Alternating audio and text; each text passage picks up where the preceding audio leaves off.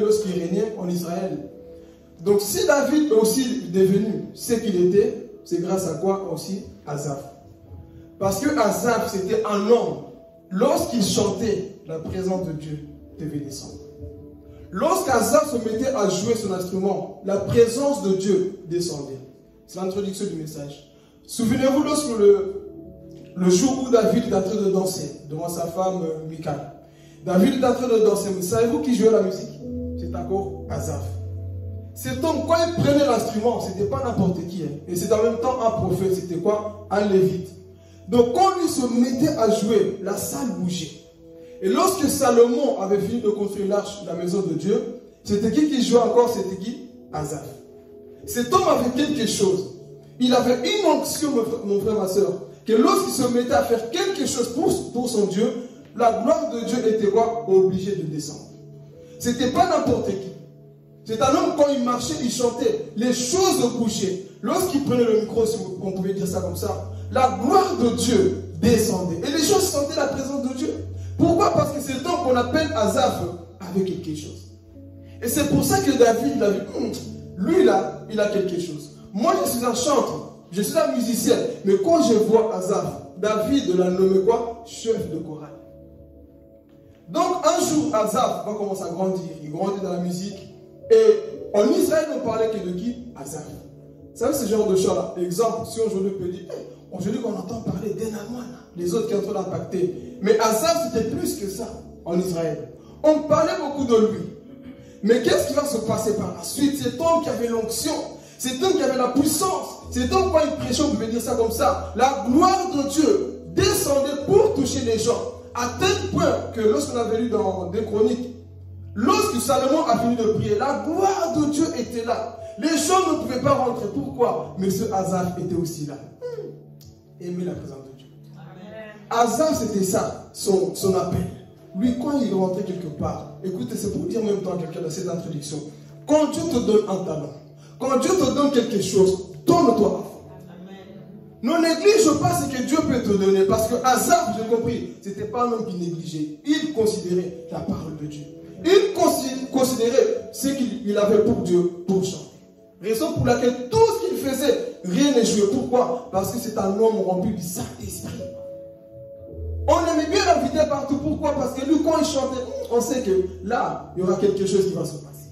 Et quand tu as la chose de Dieu, on va te considérer partout. Et cet homme, Asaph, va grandir dans la musique.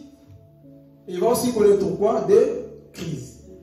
Et si vous allez préparer votre Bible, regardez cet homme qu'on appelle Asaph. Si je donnais vite sa biographie, pardon. Maintenant, regardez cet homme que je viens de décrire. Quand j'ai donné cette introduction, on pense c'est quoi? Un homme spirituel, un homme fort, un homme qui fait descendre l'onction. Mais j'ai compris que faire descendre l'onction, c'est bien. Avoir la puissance, c'est bien, mais il faut la résistance. Il faut la résistance parce que, comme ce que Frère disait, la vie chrétienne ne commence pas quand tout va bien. Quand tout allait bien pour Asaph, la gloire de Dieu descendait. Quand tu es bien payé au début du mois, qui n'est pas content? Tu es content. Quand l'argent rentre à ton compte en banque, tu es content. Tu as envie de parler tout le temps. Mais quand l'argent ne rentre pas, tu commences à te poser des questions. Seigneur, pourquoi l'argent ne vient pas? Quand les troubles commencent dans ta vie, c'est là où, comme on répète souvent, on voit quoi? Les véritables chrétiens. Quand rien ne va dans ton église, quand rien ne va dans ton couple, quand rien ne va dans ton pays, dans ta maison, c'est là où nous devons voir les vrais chrétiens, frères et sœurs. Le chrétien ne nous voit pas ici comme Asaph. Oui, tu chantes avec Salomon, tu chantes avec David, la gloire de Dieu descend. Mais Asaph, quand tu vas connaître tes moments de trouble, et vous allez voir, ce qui va troubler Asaph, ce n'est même pas le diable. Une petite chose qui va troubler son grand chantre. Oh. Mais Asaph, juste pour ça, tu es en train de perdre la foi. Et lorsque nous allons lire la vie de cet homme, la Bible dit que cet homme allait pas tomber dans le monde. Mais à cause de quoi? Nous allons le voir. Prenez le psaume. Le livre de psaume. C'est fera Dieu prêt pour... on va avoir ça ensemble. Moi, j'ai pris une autre version aujourd'hui. Tu as la version du second? Psaume 73.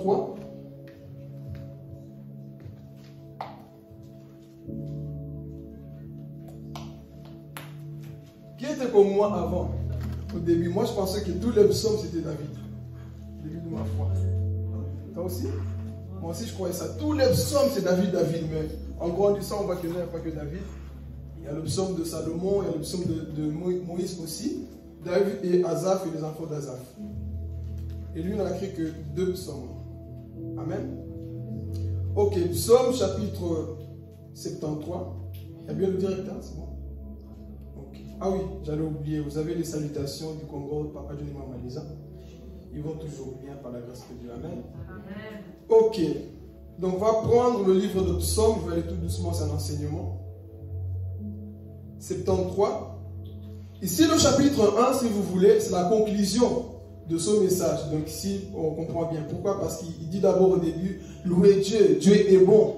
Mais ça, c'est la conclusion de la fin de ce chapitre-là. Mais nous allons revenir après.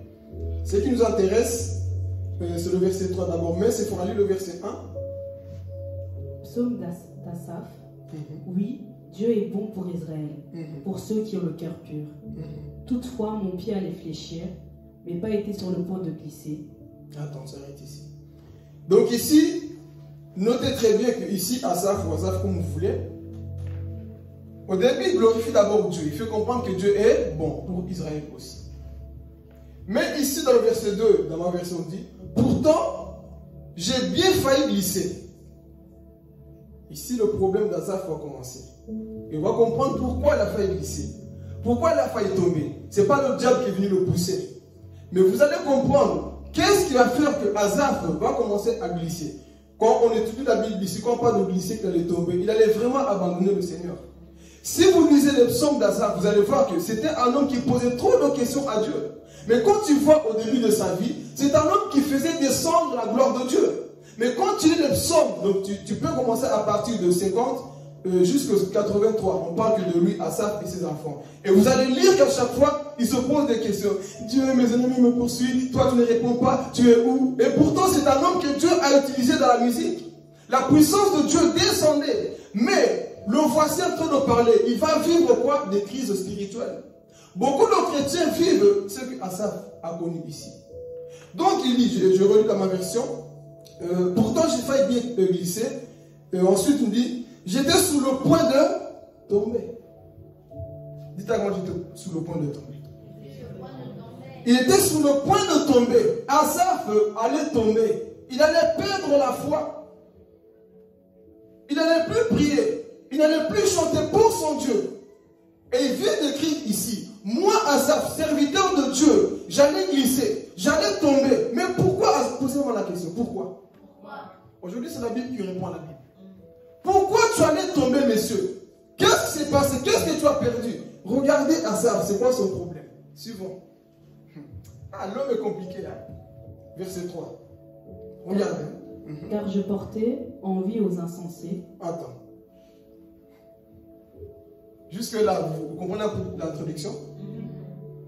Pourquoi Asaph allait tomber, allait perdre la foi? Relis le Sephora, c'est pour ça, regardez. Car je portais envie aux insensés, en voyant le bonheur des méchants. Attendez. Vous voyez pourquoi il allait perdre la foi? Pourquoi? Si je vais développer après, mais d'abord, il faut que le peuple capte bien. Pourquoi Asaph il allait perdre la foi? Parce qu'il désirait ce que le peuple, les pécheurs avaient. Dans ma version, on dit qu'il était jaloux d'eux. À cause de qui? Des païens. Il enviait trop des païens. Oh, messieurs, vous voyez, il ne faut pas des fois dire, mais je ne comprends pas ce frère-là. Tout dépend de la fondation de ta vie chrétienne. Tu peux voir une personne, pire enfant ici. Il parle beaucoup, il connaît toute la Bible. Mais dehors, lorsque les épreuves viennent, c'est là où on voit si tu avais le beau fondement. Asaph, quand tu priais, la gloire de Dieu descendait. Mais ici, tu as dit que j'allais perdre la foi. J'allais glisser. J'allais tomber. Pourquoi Asaph? On se pose des questions. Pourquoi tu allais tomber? Parce que j'ai vu les païens et une bonne vie. Ils ont des voitures que moi, je n'ai pas. Attends, je vais développer. Relis-le. Car je portais envie aux insensés, en voyant le bonheur des méchants. Dans ma version, pour terminer ici, et j'étais jaloux de ces gens mauvais. Donc, plus haut, on dit qu'il allait glisser, il allait tomber. Pourquoi? Parce qu'il était jaloux des païens. Vous allez comprendre après à la fin pourquoi. parce que son niveau de crise va augmenter. Pourquoi tu es en train de perdre la foi, mon frère, ma soeur? Lui, peut-être, c'est la jalousie. Mais toi, pourquoi tu es en train de perdre la foi aujourd'hui? Lui, c'est parce qu'il voit que les païens, ils prospèrent. Moi, je prie, je donne ma dîme, j'ai mes offrandes. Mais regarde avec eux, ils ont. Et pourtant, ils ne prient pas, ils ne gênent pas. Moi, je fais tout pour Dieu, mais je n'ai rien. Et tu commences à voir jaloux des païens. Ah ça, Dieu t'a appelé. C'est toi quand tu prends le micro, la gloire descend, la salle tremble. Mais aujourd'hui, tu ne veux plus prier. Tu allais même tomber, retourner dans le monde à cause de quoi? Parce que quand je vois les païens, ils sont des Brésiliennes, moi je serai des Indiennes. Et ils ont tout, les X6, ils ont toutes les voitures du monde. Moi qui prie, normalement c'est moi que Dieu devrait bénir.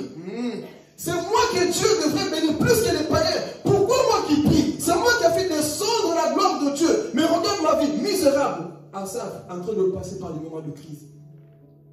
Beaucoup de gens traversent ces moments. Seigneur, je ne comprends pas. Pourquoi moi je vis ça? Dans ma famille, pourquoi il n'y a pas la paix? Regarde les païens, ils ont la joie que moi je n'ai pas. Quand je les vois, ils sont bien considérés. Ils ont des voitures, je ne sais pas comment ils font, mais ils ont tout. Moi, je suis chez moi, des fois, je pleure toute seule. Et quand j'ouvre la télévision, je vois que les païens s'amusent bien. Quand je les entends parler, j'ai l'impression qu'ils ont une meilleure vie que moi. Et tu commences à envier les païens. Pourquoi? Parce que tu as l'impression qu'ils vivent mieux. Mais ils ne vivent pas mieux, tu vas comprendre après. Tu as l'impression que le païen vit mieux que toi. Il ne vit pas mieux que toi. Dieu va enseigner après à Asaph. Ce que tu vois, c'est juste l'apparence. Combien de chrétiens aujourd'hui perdent la foi et sont en train d'envier leur patron, sont en train d'envier leurs amis du monde. Tu vois, là, ils font des mépris. Moi, je pars. Un chrétien, je vais parler. Un chrétien n'envie pas les païens, mais c'est le païen qui doit envier la vie que tu as. Vous savez pourquoi les païens n'ont pas envie de venir dans nos églises? Je vais parler. Vous savez pourquoi les païens n'ont pas envie de prier? C'est à cause de nous. C'est pas à cause de Dieu, c'est à cause de nous. Pourquoi? On a tout en Christ, mais quand on marche, le visage fâché sur la route. Quand il voit notre façon de faire, on est toujours triste. On va se confier, on va se confier chez eux. Au lieu que c'est eux qui viennent dire, écoute, j'ai un démon qui me tourmente, ton Dieu, est-ce qu'il peut me guérir? Mais nous qui sommes chrétiens, on va pleurer chez les païens. Je ne sais pas, je comprends, tu te confies à un païen. La Bible dit dans le livre de Deutéronome, c'est plutôt eux qui viendront demander conseil chez les chrétiens. Mais regardez le monde actuel. Combien le chrétien est tombé bas? On court derrière les païens. Au lieu que c'est eux qui doivent nous imiter. Ils doivent imiter l'amour qu'on a entre nous. Ils doivent imiter la joie qu'on a. Écoute, moi j'ai perdu un tel. C'est pas grave, Dieu est vivant, je garde la joie. Comment tu fais? C'est Dieu. Mais nous, qu'est-ce qu'on fait? On vit les mêmes choses que les païens. On a la même joie qu'eux, les mêmes symptômes qu'eux, et on fait comme eux. Non. Asaph, c'était ce type de personne. Comment ça, monsieur? Toi qui t'es utilisé, tu étais chef de chorale de David. Et David, c'était pas n'importe comment. On t'a nommé maestro, chef. Mais à cause de quoi? Je suis en train d'envier les païens. Quand je vois eux, et des fois tu te dis même dans ton cœur, j'irai les rester païens encore un peu. Beaucoup ont dit un jour, pourquoi j'ai découvert la vie avec le Seigneur? J'étais bien là où j'étais, pourquoi? Maintenant je vais dire à ton voisin, c'est trop tard. Dieu t'a ouvert les yeux, il ne faut plus envier le monde, c'est trop tard. Et beaucoup, pourquoi je n'ai pas été avant dans le monde? Pourquoi je ne suis pas resté? Aujourd'hui, tu as l'impression que le païen vit mieux que toi, mais je vais te dire une vérité, le païen n'est pas mieux que toi. C'est juste le matériel qui est en train de combler ce vide. Mais vous savez, il peut faire tout ce qu'il veut, il y a toujours un vide dans son cœur. Mais toi qui es chrétien, ma soeur, mon frère, tu dois avoir constamment l'assurance. Parce que ce qui fait la joie du chrétien, mes frères et sœurs, ce n'est pas les poches remplies. Ce qui fait la joie du chrétien, comme l'apôtre Pierre le dira, c'est que nous, on attend le retour de Jésus. Moi, c'est ça qui fait ma joie. Donc, je sais que si j'ai pas ça ou si j'ai pas ça, c'est que sûr, j'ai l'éternité. Ça, c'est le plus important. Mais tu as vu la Lamborghini qu'il a? Moi, j'ai une brouette. La Lamborghini, moi, j'ai... si vous savez la place que j'ai au ciel. T'as vu? Lui, il a voyagé à Dubaï. Moi, toujours un lien dessus, messager de paix, voir les mêmes têtes. Ce n'est pas... Tu as vu, il a posté, il a voyagé à Dubaï. Dubaï, c'est pas paradis. Nous, on ira au paradis. Dubaï, c'est même pas comparable aux toilettes du paradis. Il y a des toilettes. Donc, on ne va pas envier ces bêtises-là. Combien de chrétiens aujourd'hui, c'est ça qui vivent? je vais un peu prendre l'air, j'en ai marre de cette vie, je vais un peu faire comme les païens, parce que quand tu vois les païens, je prends un peu d'air pour m'échanger des idées. Et toi, tu es en train d'envier ça. Non, parce qu'on est en train de te dire quelque part, on est en train de te bourrer le cerveau. Va un peu te changer des idées. Change un peu. C'est là où Satan va profiter. Comme cet homme-là, ça va se passer. Change un peu des idées. Voyage un peu. Fais un peu ceci. Je ne vais pas gaspiller mon argent pour m'amuser. Comme ça, bêtement. Non. Non, mais tu as vu. Tu as vu. Il a offert Lamborghini à sa copine. Et toi, là, Asaf, tu commences à envier.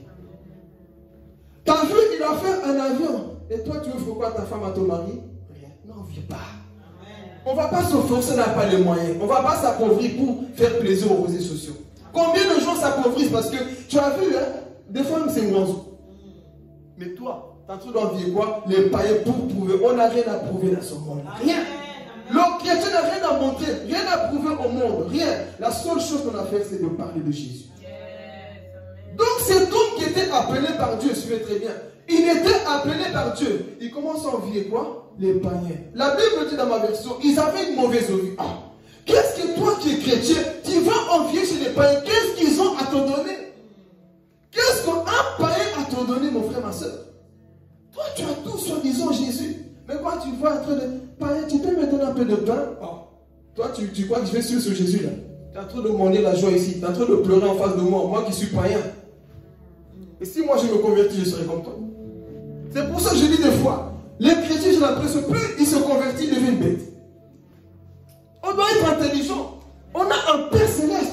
Normalement, le chrétien doit être l'homme le plus sage sur la terre. Ta façon de parler, parce que des personnes, oui, mais mes collègues me parlent de ceci. Moi, mes collègues, je les casse à chaque fois avec la sagesse. Tu viens me parler de femme, écoute, tu vois ça? Je suis marié. Tu vois, ta façon de faire, ce n'est pas comme ça. Tu es adulte, tu dois montrer l'exemple. Oui, mais toi aussi, non, c'est bon. Tu fermes la bouche à ces gens-là. Mais toi, non, il m'a insulté, il m'a persécuté. Mets-le en place. Parce que nous avons l'esprit supérieur. Nous sommes comme Daniel à Babylone. On ne doit pas être intimidé parce que j'ai des grosses Lamborghini. Nous avons un grand Dieu en nous. Mais eux, ils peuvent avoir des grosses bagnoles, comme on peut dire. Mais leur cœur est vide. Donc, le chrétien, tu ne dois pas envier ces choses. Tu dois garder constamment ta joie. Quand tu le vois, tu dis, vous savez, moi, ma vision, c'est comment? Quand je vois quelqu'un qui n'a pas Christ, je le vois comme en train de marcher en enfer. Donc, moi, je vais envier ça. Asaf va commettre l'erreur de quoi? De commencer à envier ces gens-là. Tu vois la vie qu'ils ont là. Je fais la même vie. Contente-toi de ta petite vie que tu as. Comme on l'avait vu la dernière fois, si nous avons le pain à la maison pour manger, c'est là, mais souffle, je ne cherche pas plus. J'ai une joie immense dans mon cœur, maman Chantal. J'ai une joie là. J'ai une joie de rien dans mon cœur. Je n'ai pas besoin de plus. Ce que j'ai me suffit. La santé, j'ai. Les enfants, non, cela me suffit. Je n'ai pas besoin de plus. Mais les païens veulent toujours creuser. Je veux plus, je veux plus. À force de vouloir plus, c'est là que tu vas commencer à envier les païens. À force de toujours vouloir plus, tu as vu, ils ont. Reste tel que tu as, le peu que Dieu t'a donné, et glorifie-le. Ça, c'est le plus important que d'être comme Asaf. Tu es en train d'envier les païens. Pourquoi?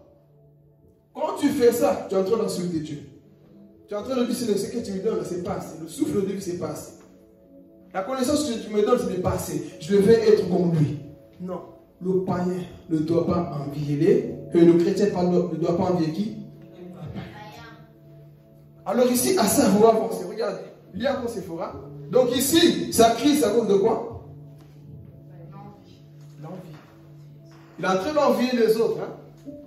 Parce qu'ils ont tout là. Et c'est pour ça que c'est une petite chose. Est-ce qu'on parle de Satan ici? Rien. Beaucoup de chrétiens viennent à l'église là. Ils viennent à la tête, on ne dit pas, je sais pas, on dirait qu'ils ont mangé des citrons. Ils sont fâchés, ils boutent contre tout. Ils voient maman Chantal, ah, je ne te connais pas. Ils rentrent. Normalement, le chrétien qui rentre à l'église, tu dois rayonner comme le soleil. Je vais parler. Quand tu rentres, parce qu'il y a des gens, dès qu'il met le pied à l'église, il pense déjà, il va crier. Quand il met le pied là, il est déjà triste. Mais un véritable chrétien, quand il rentre, Seigneur, parle-moi, une parole de bénédiction. Pour ça, c'est le vrai chrétien, mais le faux là. Satan les a tellement tabassé, tabac à la maison, au travail, il rentre ici. Tout ce que tu lui prêches, ouais, parle toujours. Tu dis toujours la même chose, rien ne change. Mais celui qui a soif rentre avec la joie. Et quand tu démontres la joie, quand tu rentres à la maison de Dieu, ça prouve que tu as la foi pour dire à Dieu, Seigneur, parle-moi. Amen. Donc ici, on a vu quoi? À cause de ces gens-là, il commence à quoi? À perdre sa foi. Maintenant, écoutez son langage. Hey, homme de Dieu, c'est un prophète en même temps. Hein. Mais regardez son langage. Verset 3. Verset 3. Relis-le comme ça, ensuite on va au verset 4 jusqu'à 5. Car je portais envie aux insensés en voyant le bonheur des méchants. Attends, tu vois? Au moins il est vrai, hein? Est-ce que nous pouvons être vrais aussi? Au moins il a dit la vérité. J'étais jaloux de ces gens qui sont tout là, les Benz, ceci, tout ce les Porsche. J'étais jaloux d'eux. Mais vous allez voir la fin de cet homme-là. La fin, c'est le premier verset.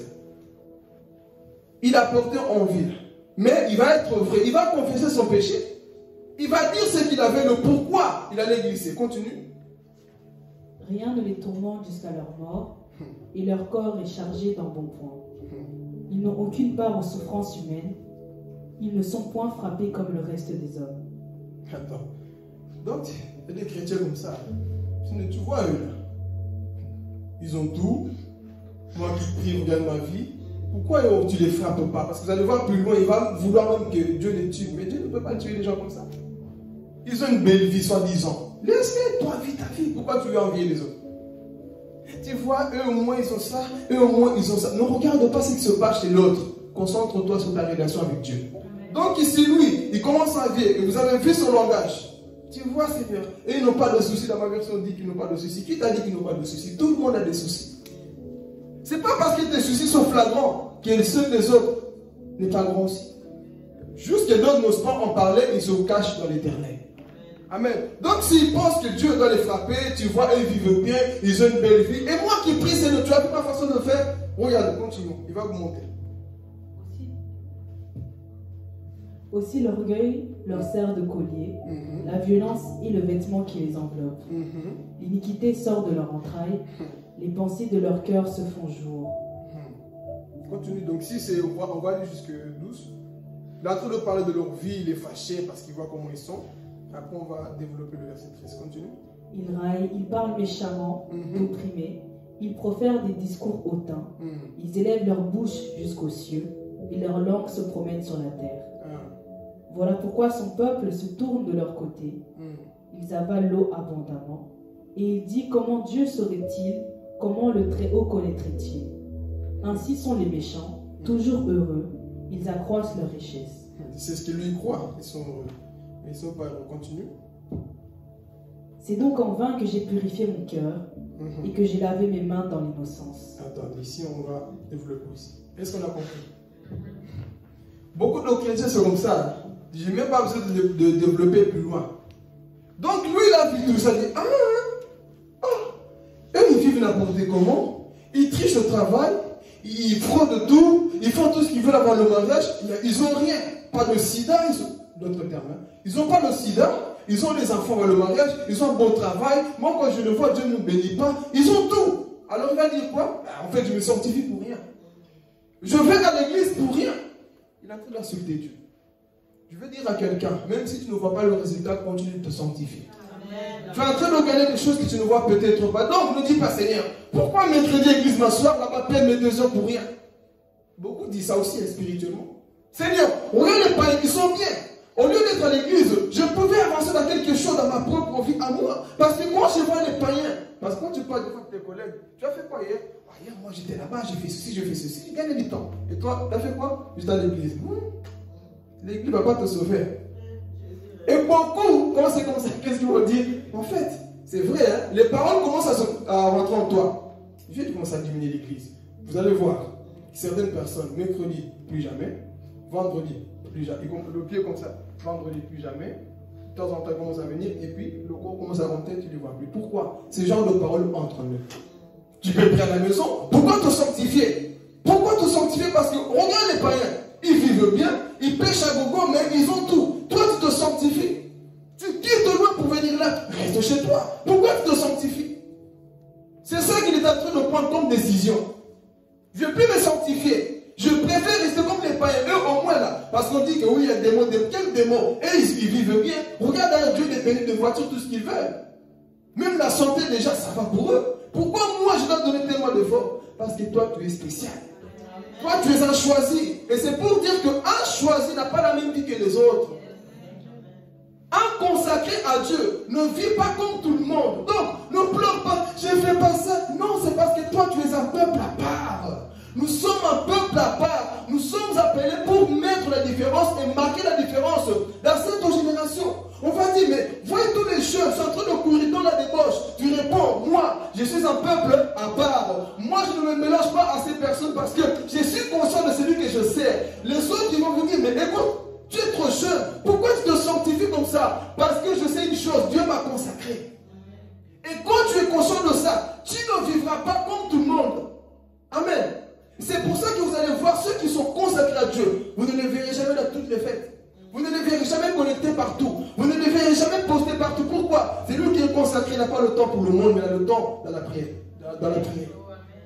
Quand tu as une vie d'intimité avec Dieu, mon frère, tu n'as pas le temps de rester toujours avec les hommes. Moïse a consacré. Et constamment dans la montagne pour recevoir les choses que tu vas donner au peuple. Un consacré n'est pas comme tout le monde. Je vais dire à quelqu'un, des fois tu dis, mais toi mes amis, ils m'appellent, n'y va pas, tu les as consacrés.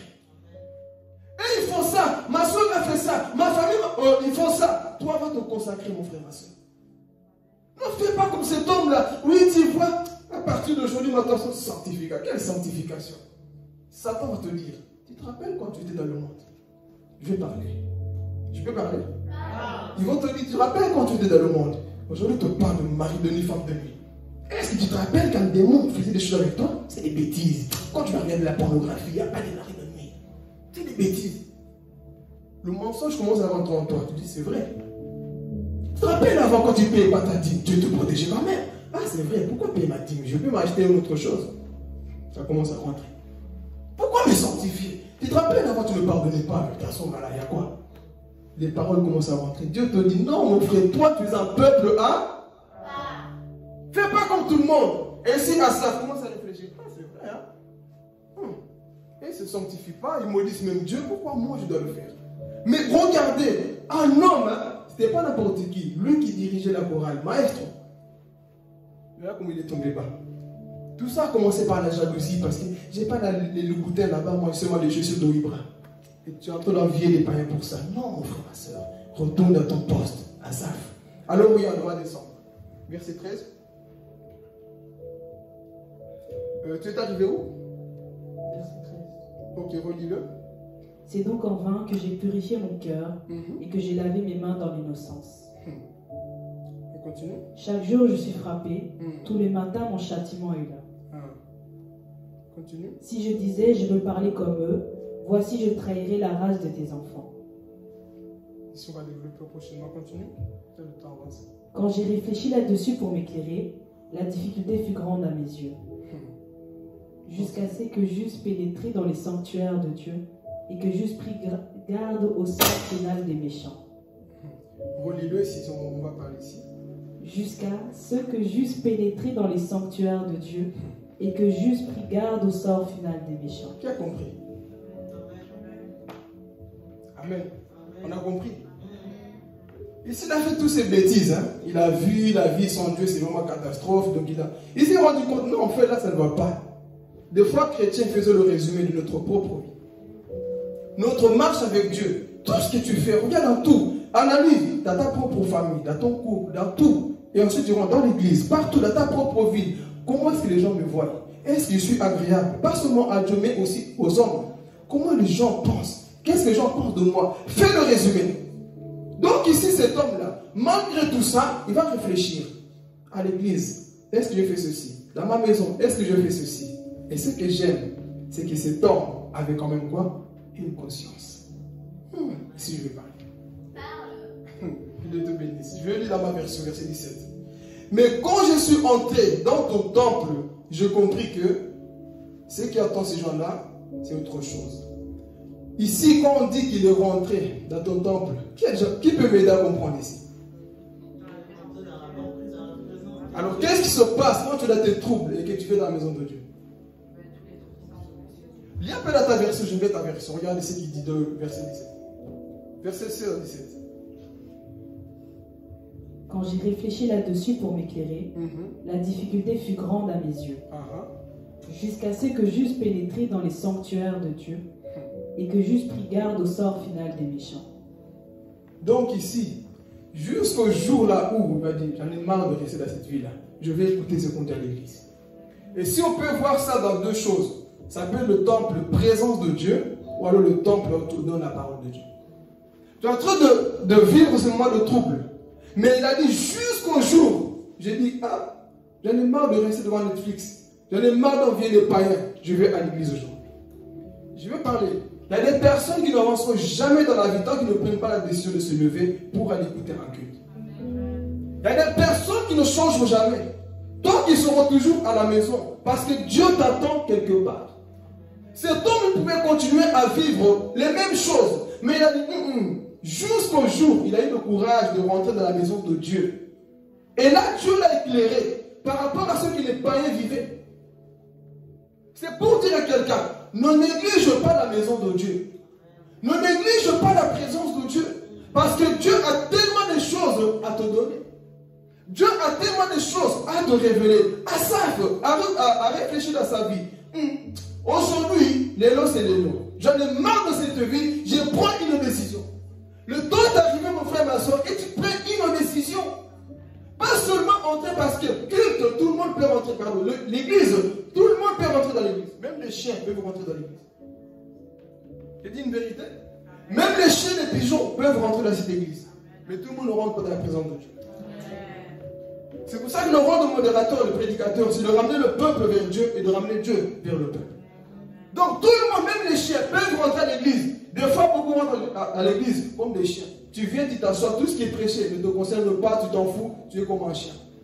Mais celui qui fait comme cet homme-là, Asaph, je m'en fous si c'est le frère Philippe qui prêche. Je m'en fous si c'est André qui modère. Je m'en fous si c'est Jonathan qui prêche. Moi, je vais là parce que je veux que Dieu me parle. Et je vous dis une chose. Quand tu mets Dieu au défi, Dieu va utiliser n'importe qui. Même pendant la modération, Dieu va te dire une parole qui te concerne. Mais le problème, nous venons comment à l'église? Les gens ont des pensées de tuer les gens. Dieu ne va pas te parler. Nous venons avec quelle attitude à l'église? Tu viens déjà, ouais, c'est toujours comme ça là-bas chez eux, c'est toujours la même chose. Non, si tu viens avec de telles pensées, tu ne recevras rien. Même s'il y a le feu, même si les gens crient, toi tu ne recevras rien. Pourquoi? Parce que quand tu es comme un chien, quand tu es comme un homme animal, tu ne reçois rien. Même si Dieu veut te prophétiser, ma fille, mon fils, tu vas croire, oui, c'est lui qui parle lui-même, c'est ses pensées. Pourquoi? Parce que tu es tellement déconcentré. Tu ne crois rien. Pourquoi? Les problèmes, les choses du monde t'ont quoi? Endurci. Donc tout ce qui se passe dans ce lieu, toi tu t'en fous. Il n'y a rien de plus dur que d'avoir un chrétien endurci. Un païen, ça va encore passer un païen. Mais un chrétien endurci, tu peux faire tout ce que tu veux là. C'est difficile de reconvertir un chrétien qui est rétrograde. Parce que lui, il a connu, et quand il retourne, son cas devient pire. C'est la Bible qui le dit. Son cas devient pire. Donc ici, quand tu viens, quelle est ton attitude? Viens comme mon enfant, dis Seigneur, parle-moi.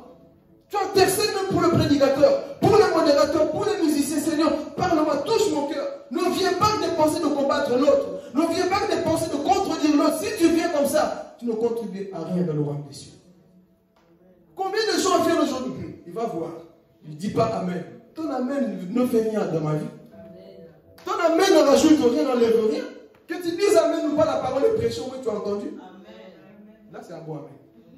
Donc, tout ce que tu viens, mon frère, ma soeur, ça ne change rien. Donc, toi, tu viens avec des pensées fâchées. Non, enlève toute pensée. Et viens écouter Dieu te parler. Et cet homme a dit, j'ai réfléchi. Je vais aller à l'église. Je vais m'asseoir. Je vais écouter le prédicateur. Ou alors, je vais prier. Le temps est arrivé, des fois, tu dis, Seigneur, j'en ai marre de moi-même. Je suis fatigué de ce que je vis. Parle-moi, je vais changer. Je vais changer, Seigneur. Je suis fatigué d'être toujours sur la même place. Parle-moi, Seigneur. Cet homme a fait ça. Lui qui était quoi? Un homme qui avait quoi? Cette vie d'intimité. Mais un jour, regardez comment il est tombé. Il me rappelle Élie. Lui qui a détruit les prophètes de Baal. Lui, vous savez, j'attends que je préfère, que de ça, dès qu'on me pousse à préparer. Je vais parler sur ce qu'on appelle souvent, allez, je dis le nom là. Le nom, c'est que les gens, les crises, enfin, il y a autre chose, les crises et la dépression, voilà, pardon. La dépression. Vous allez voir que dans la Bible, il y a quelques personnes qui ont expérimenté ce symptôme-là. Mais la solution, c'était toujours dans la Bible. Élie va vivre aussi quoi, une sorte de quoi, de dépression. Il va se cacher dans une grotte. Moi, Seigneur, moi qui tu as appelé, voyez, des fois discerner un peu. Comment un homme qui a fait descendre le feu du ciel, qui a pris un couteau pour égorger 850 personnes, mais une parole d'une simple femme lui fait quoi? Cacher dans une grotte. L'homme est comme ça, c'est pour ça que je dis, ne soyez pas celui parce que c'est bien. Mais lorsque Jézabel te dit, demain là, si tu n'es pas mort, tu vas voir. Il faut lui dire, de la même manière que Dieu m'a utilisé pour chasser ce problème, je te chasserai aussi. Soyez des chrétiens spirituels. De la même manière que Dieu t'a utilisé hier, il peut encore t'utiliser aujourd'hui pour le même problème qui vient t'affronter. Parce qu'aujourd'hui, les chrétiens oublient le même Dieu qui les a utilisés hier. Si hier tu as vaincu un problème, aujourd'hui tu peux le vaincre encore. Donc pourquoi cet homme-là, Élie ne s'est pas dit, bon Seigneur, hier tu m'as donné une onction de faire descendre le feu du ciel. Donc si Jézabel ose me dire ça, ciel ouvre-toi sur Jézabel, Dieu pouvait le faire. Mais quand tu es touché dans tes émotions, il est difficile de prier. Quand ton âme est triste, mes frères et sœurs, c'est difficile de prier. Même si Dieu te parle, une personne découragée, la Bible dit, une âme abattue, laisse tomber. Tu peux prêcher avec le feu, tu sens, tu restes collé là-bas, tout ce que tu veux. Ça ne touche pas. Pourquoi? Parce que l'âme est quoi? Abattue. Une âme abattue ne peut rien recevoir. Amen. Donc cet homme a vécu la même chose. Il va se cacher. Mais ce qui est beau, il connaît le chemin de l'église. Il va prier, Seigneur. Des fois, réfléchis à ta vie. Comment tu étais avec Dieu? Toi qui priais, le feu descendait. Rappelle-toi comment tu chassais des démons. Rappelle-toi comment tu avais une intimité forte avec ton Dieu. Rappelle-toi comment tu te donnais à Dieu. Et tu disais dans ta bouche, rien ne peut me séparer de l'amour de Dieu. Mais aujourd'hui, à cause des petits problèmes, l'envie des gens, Seigneur, la voiture des gens, tu es en train de perdre la foi. Rappelle-toi au début comment tu étais zélé à parler de Jésus. Rappelle-toi quand tu péchais, tu n'avais pas la joie. Mais aujourd'hui, les gens pêchent, ils dorment facilement dans le péché. Et ils pêchent, oui, ils dorment facilement dans le péché. Mais avant, quand tu péchais, tu avais du mal à dormir. Et tu disais, si Jésus revient dans mon péché, non, Seigneur, pardonne-moi, tu te sanctifies. Mais regardez aujourd'hui, les gens se sont tellement habitués à Dieu que pécher pour eux c'est facile, c'est normal. Pourquoi? Parce qu'on est habitué. Mais cet homme a dit, je secoue un peu ma vie là. Non, à un moment donné, secoue ta propre vie. Dis ce que je vis, ce n'est pas normal. Si tu connais ton autre, Philippe, ça c'est pas toi le Philippe spirituel. Tu dis ton propre nom. Car là c'est que tu, non, ça c'est pas par là. Jonathan, ça c'est pas moi. Je connais le Philippe de l'esprit. Le Philippe de l'esprit n'est pas comme ça. Le Philippe de l'esprit marche constamment dans l'esprit. Je ne suis pas comme ça. C'est Satan qui fait croire que tu es faible. Mais c'est pour dire à quelqu'un, tu n'es pas faible. Tu peux me prendre ta relation. Tu peux me prendre la force que tu as perdue à Zaf. Qu'est-ce qui s'est passé, mon frère? Pourquoi tu es en train de perdre la foi? Pourquoi tu es en train de perdre cette flamme-là pour ton Dieu?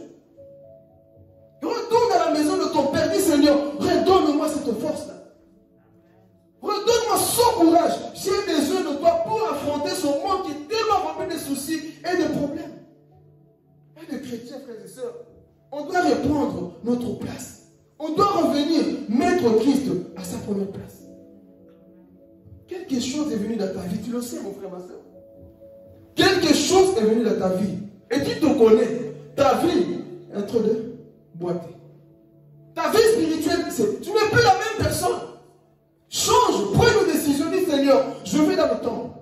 Je vais rentrer dans ta maison.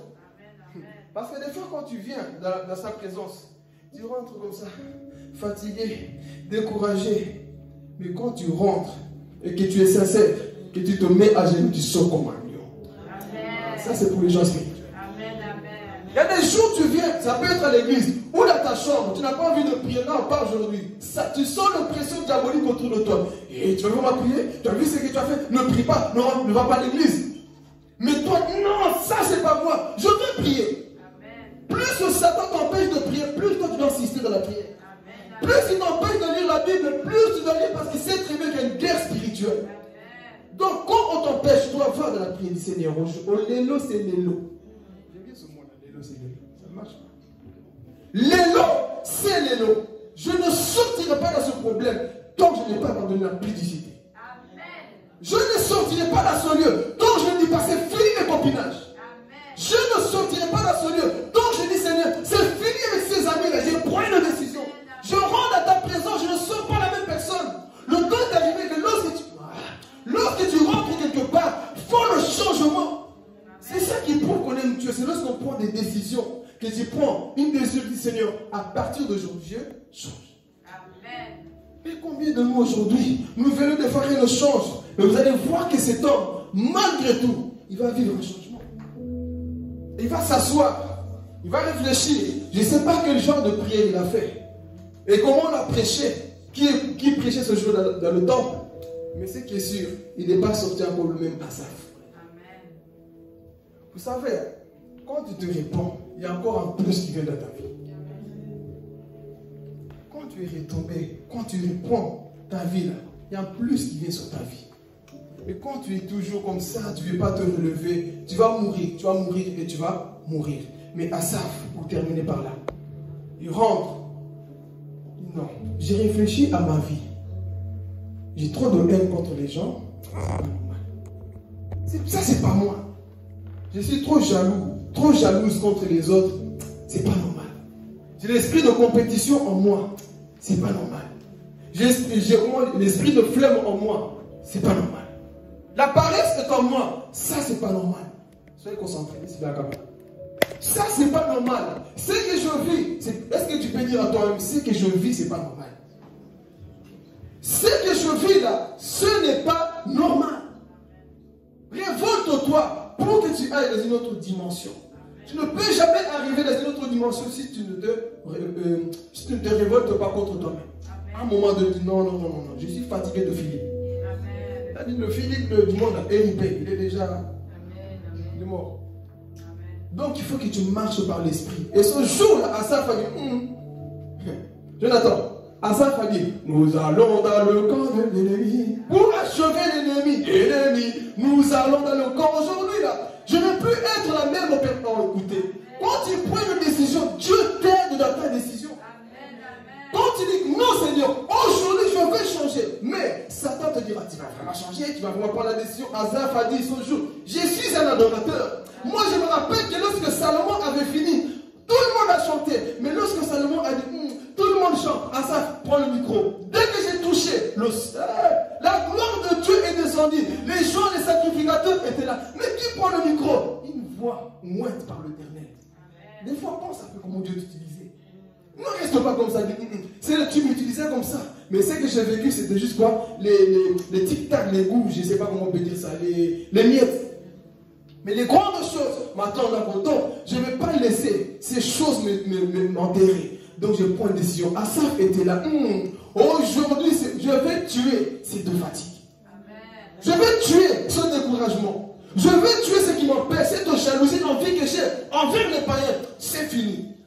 Asaph est rentré dans le sanctuaire, dans le temple de Dieu. Et il sort rempli du Saint-Esprit. C'était plus le même Asaph. Mais quand vous lisez le verset 1, c'était la conclusion. Il a compris que mon Dieu est bon. Mais nous allons lire. Mon Dieu est bon. Mais au début, il ne disait pas ça. Dieu, tu vois, il prospère. Moi, je n'ai pas ceci. Mais Asaph a compris. Il a prié. Il a parlé à Dieu. Une parole a touché et sort transformé. La vie chrétienne, c'est une vie de transformation. Amen. Tous les jours, nous devons désirer ça pour aller loin avec lui. Amen. Et il va comprendre une chose encore pour terminer ici. Avant Séphora.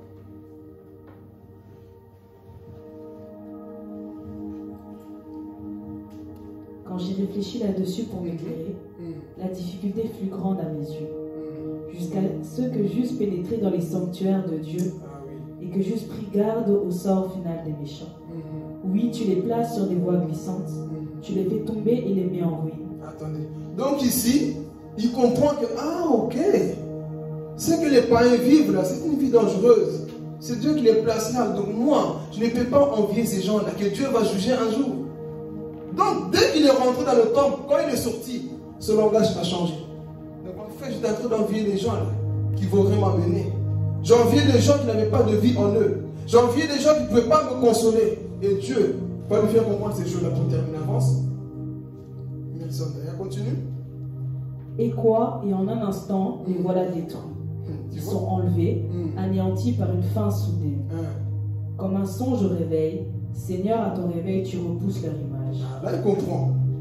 Lorsque mon cœur s'aigrissait et que je me sentais percé dans les entrailles. Écoutez, j'aime ça. On relit. Oui, relis-le. Lorsque mon cœur s'aigrissait et que je me sentais percé dans les entrailles, j'étais stupide et sans intelligence. Attends.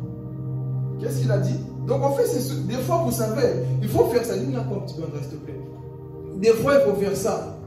Quand Dieu t'a restauré, ah Seigneur, moi vraiment, comment j'ai pu faire ça? Quand déjà eu cette réflexion, tu réfléchis, tu dis, ça c'est pas moi, c'est moi qui a fait cet acte-là. C'est moi qui ai agi ça. Et tu dis, des fois je me parle comme ça. Toi vraiment, regarde à toi, t'es bête. Comment tu peux faire ça? Comment tu as pu parler comme ça? Comment tu as pu laisser la chair agir comme ça? Comment tu as pu dire cette parole? Toi vraiment, tu étais bête et la chair. Des fois il faut parler comme ça. À ça, il va comprendre, comment moi je peux avoir jaloux des païens? Moi qui ai l'appel de Dieu, comment j'ai pu agir comme ça? Il dit, j'étais vraiment bête et stupide parce que Dieu ne m'a pas appelé à agir comme ça. Dieu a ouvert les yeux dans le temple à l'église. La présence de Dieu nous ouvre les yeux. Lorsque la présence de Dieu vient, on nous ouvre les yeux sur les choses auxquelles on prenait plaisir. Quand tu es converti, des fois tu te poses des questions. C'est moi qui étais comme ça.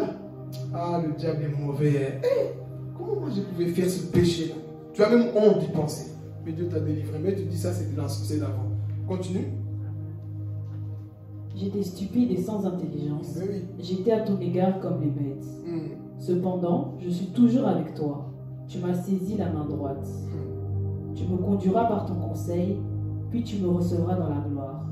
Là, il commence à comprendre maintenant la vie avec Dieu. Il a compris, Seigneur. Même quand j'étais comme ça, en fait, j'ai compris que ta main était toujours là avec moi.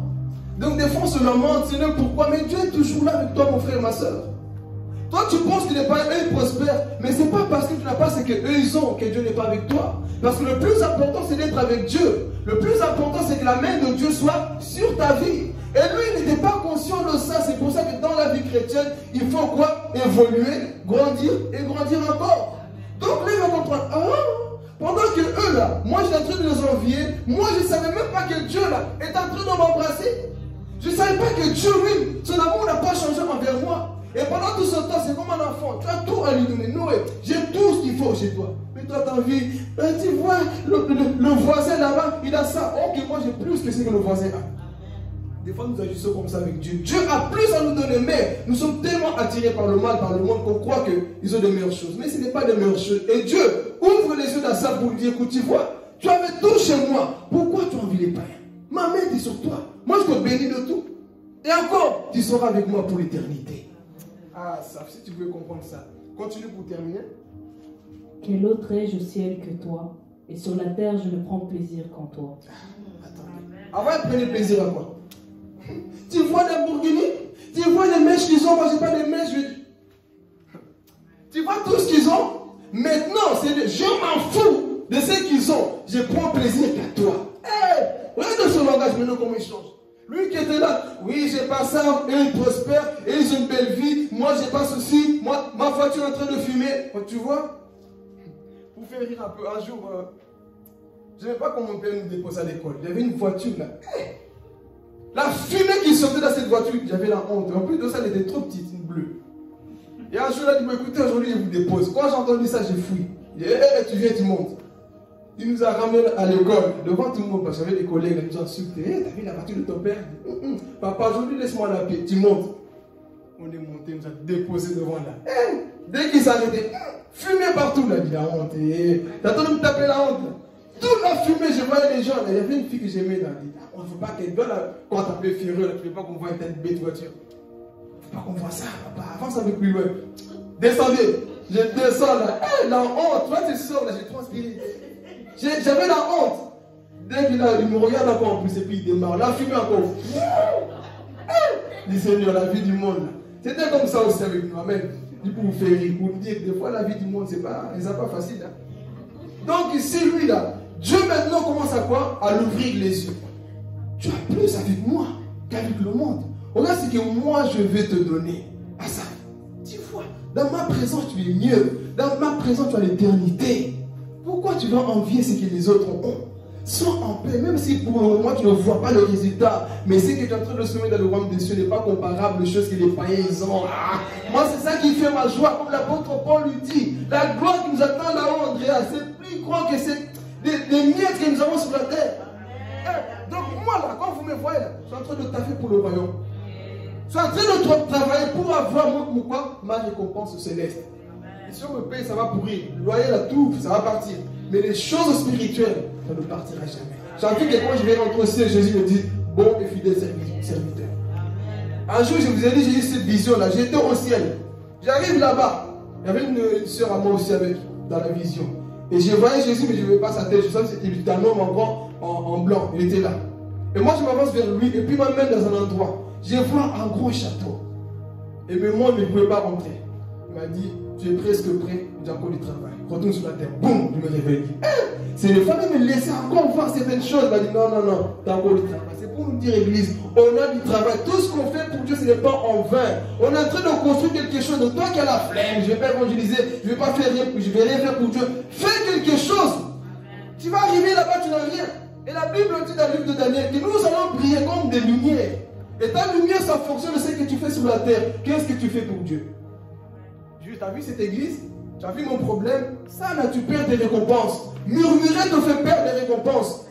M'encourager et faire le service pour Dieu te fait gagner des choses au ciel. Amen. Avançons pour terminer. Ma chair et mon cœur peuvent se consumer. Dieu sera toujours le rocher de mon cœur. Tu vois? Mais pourquoi tu n'as pas parlé comme ça au début? Au début, tu as vu comment les autres là étaient en train de prospérer. Maintenant, tu as compris que mon appui, c'est Dieu. J'ai compris une chose. Même si mon corps est malade, tout là, Seigneur, toi, tu es mon rocher. Mais il fallait comprendre ça plus avant. Pourquoi tu comprends ça que maintenant? Parce qu'il fallait que tu rentres à l'église ou alors dans la présence de Dieu pour que... voilà pourquoi des fois j'ai pitié pour ceux qui ratent des cultes. Des choses comme ça qui pouvaient t'aider pour ta semaine, tu les loues. Amen. Donc il a compris, Seigneur, même si souci ou pas souci, tu es mon rocher. Problème ou pas problème, tu es quoi? Maladie ou pas maladie, tu es quoi? Mon rocher. Il a compris le gars que, Seigneur, c'est toi mon rocher. J'ai tout essayé dans le monde. J'ai râlé, j'ai boudé, j'ai pleuré, j'ai fait ceci, j'ai tout fait. Mais aujourd'hui, j'ai compris que même si quand je suis fatigué, Seigneur, tu es... Vous comprenez pas? Même si, Seigneur, je n'ai rien aujourd'hui, je sais une chose, que tu es mon. Si les chrétiens comprenaient ça, on garderait une joie. Tu marches dans la vie, pas schizophrène, tu parles, mais tu parles à Dieu. Là, tu es heureux, tu es dans la joie parce que tu sais une chose, qu'il est ton rocher. À ça, on va comprendre en fait. Donc il est mon rocher. Son Dieu là, c'est mon rocher. Bon, je vais me limiter, sinon je vais dépasser trop. Seigneur, tu es mon rocher. Relis-le ensuite pour descendre Sephora. Ma chair et mon cœur peuvent se consumer. Dieu sera toujours le rocher de mon cœur et mon partage. J'ai envie de trop développer sur ça, mais il va ici. Car voici, celui qui s'éloigne de toi périsse. Tu anéantis tous ceux qui te sont infidèles. Attends, tu vois?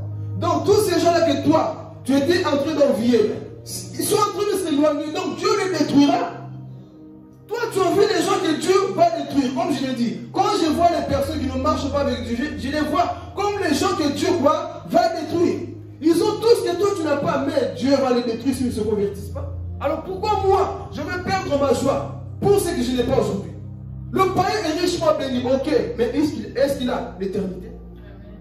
Mais tu as vu, moi je pas. Non, moi ce que j'ai compris, c'est comme cet homme-là. Mon rocher, c'est toi. Je m'appuie en toi. J'espère en qui? En l'éternel. Il commence à comprendre. Maintenant, pour terminer, il va comprendre maintenant le but de sa vie et le but de chaque chrétien. Regarde. On y va, Sephora. Pour moi, m'approcher de Dieu, c'est mon bien. C'est quoi mon but à moi? Notre but, Église, c'est ça. Il a vécu tous ses soucis, tous les tracas du monde. Mais il a compris, Seigneur, comme Pierre, à qui irions-nous?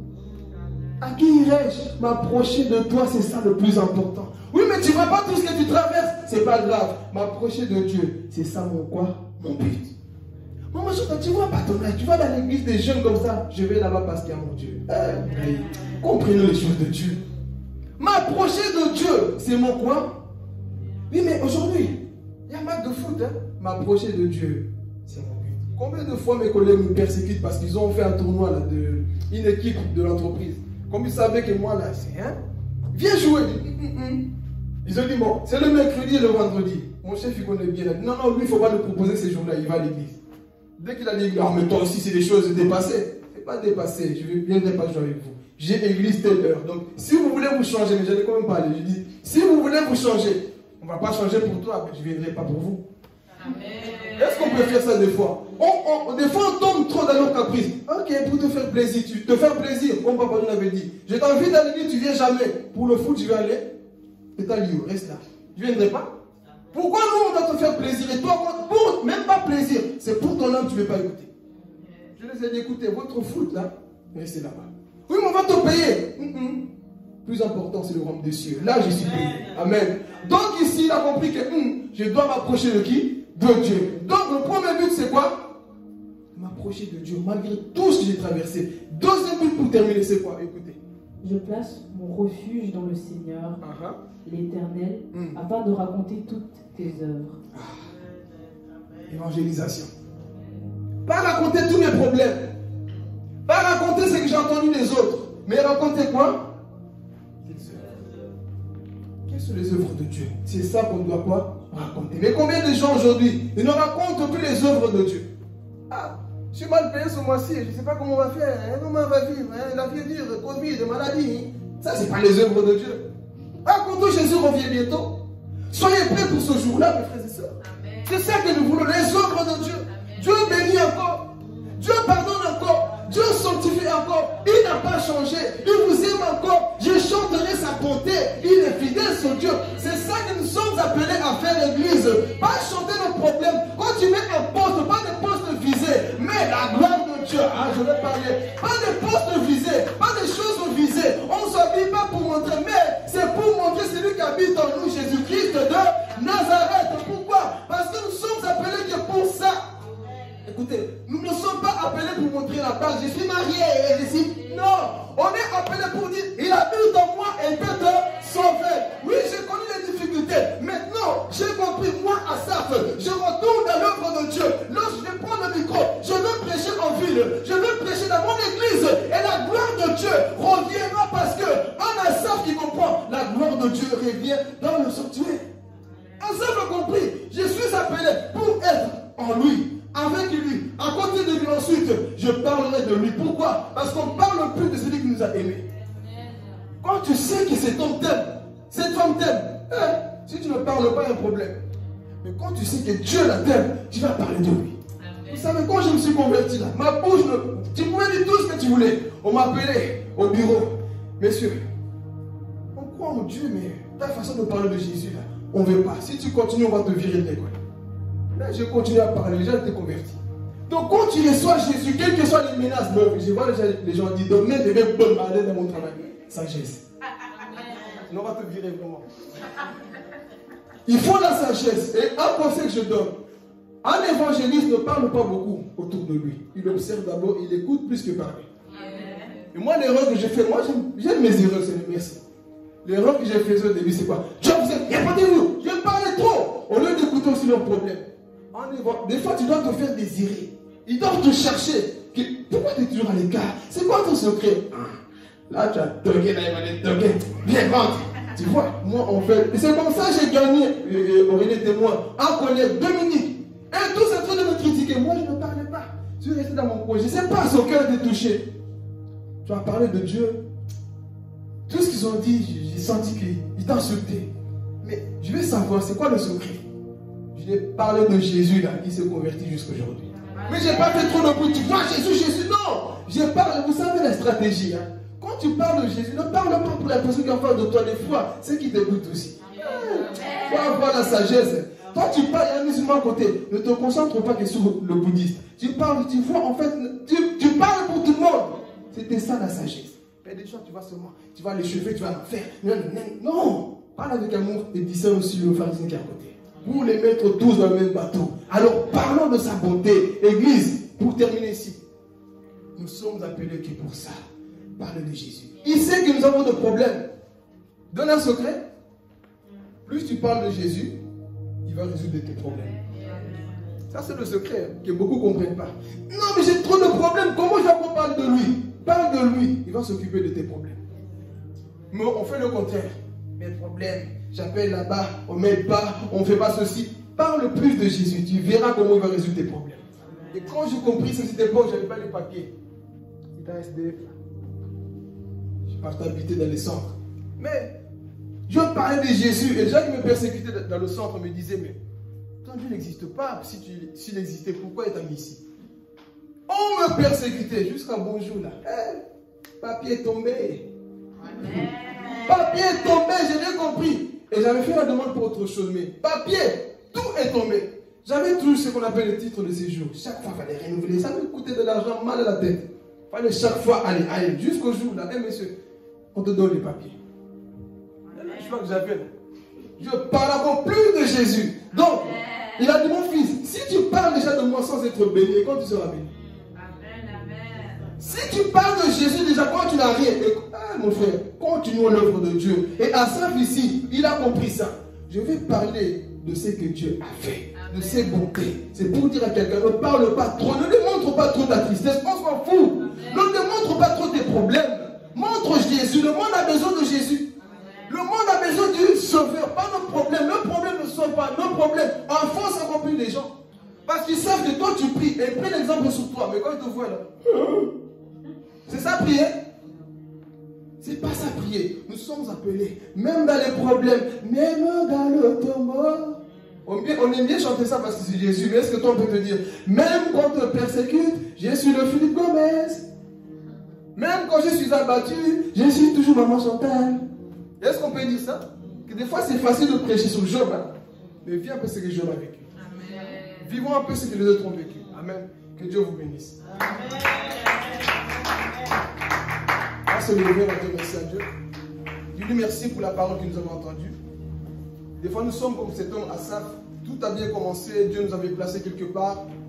Là tu as prié, tu as dit Seigneur, c'est vrai. Des fois je me comporte comme une personne qui n'a pas la promesse. Mais ce soir j'ai entendu, j'ai compris que oui.